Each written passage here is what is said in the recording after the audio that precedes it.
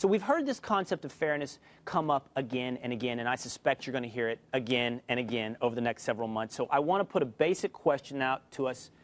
What is fair? And before I let you guys talk, I have a little more talking to do because I want... Let's talk about if that's fair. It's rhetorical. I just want to give you these statistics right here. The top 10% of income earners in this country pay 71% of federal income taxes. The top 1%, the wealthiest of the wealthy here, pay 39% of federal income taxes. We have another graphic that's a little more specific that shows you what the top 5% of Americans pay. They pay 60% of our total federal income taxes. And if you look at the far other end of that spectrum, the bottom 50% of income earners in this country pay less than 3% of the total federal income taxes that this country collects. So what, if not this, and I'm not even suggesting this is fair? Can we, before we go to fair, can we do, because you raised deficits first. Yes. And there's math when you're talking about deficits. You want to check the math. I want to get into the math math. here. I'm a numbers guy. You do that. So here's the deal. The federal government will spend about $3.6 trillion this year, something like that. It spends roughly $300 billion a month.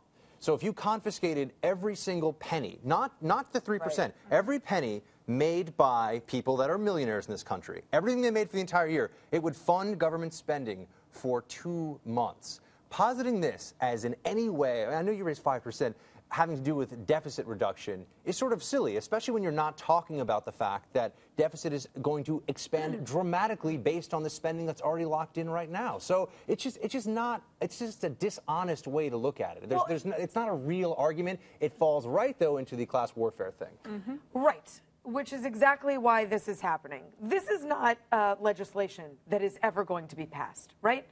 President Obama knows this. This is being put out there as a campaign pivot. It doesn't make economic sense? There's another motivation. Oh, can we attack? We should attack the economic acumen of this, or lack thereof. I would like to point out that. Sorry, let me just finish this. This is absolutely a political messaging moment. It goes to your idea of fairness, but there is a reason that folks on the left, and that it is political, are not entirely united around President Obama's new push to deny folks making more than $250,000 these tax exemptions. There's a reason at least 6 Democrat senators have decided they're probably not going to get behind this. There's a reason Nancy Pelosi and Chuck Schumer have come out to say $250,000 doesn't make you rich in a lot of cities. I mean, it might make an individual like the one we're living in. It might make an individual rich, but when you think about the fact that $250,000 might be paying for a 5-person family it also might or be a the most small money, business, it might be the most money you've made in your entire career, and you may never make that much money again. And you're going to be penalized. I mean, this is a tax on business as well, but Kate, I'm sorry. You could do all of the economic sort of maneuvering that you want about, is it wise to tax the top income earners and hirers? But we need to address the fact this is just a political stunt. Just to say, what is fair is a political question. What is fair, yes, but it goes back to what he said today also, which I want to point out, is President Obama always uses himself as an example. He says, guys like me need to be taxed more because I have a lot of money. Bill Clinton used to do that. Right, and you just brought up small businesses. 900,000, and you said this won't pass, but just to throw out the numbers a little bit, 900,000 small businesses would be affected by this increase, right? And when President Obama says, guys like me need to pay more taxes, well, President Obama has never created a private sector job in his life. He may have expanded the government sector, which is paid for by what? Government spending, which increases the deficit.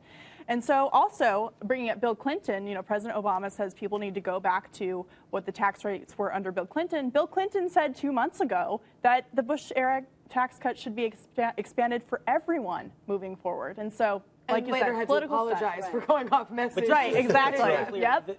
You're right, SC. This becomes a political debate quickly because the economics are so silly. It's only a political debate. Right. And so that's the question, right? And it's not just one for 5 people sitting around this table. It's a question for 300 million Americans. What is fair? That is a political and philosophical question that Americans must answer.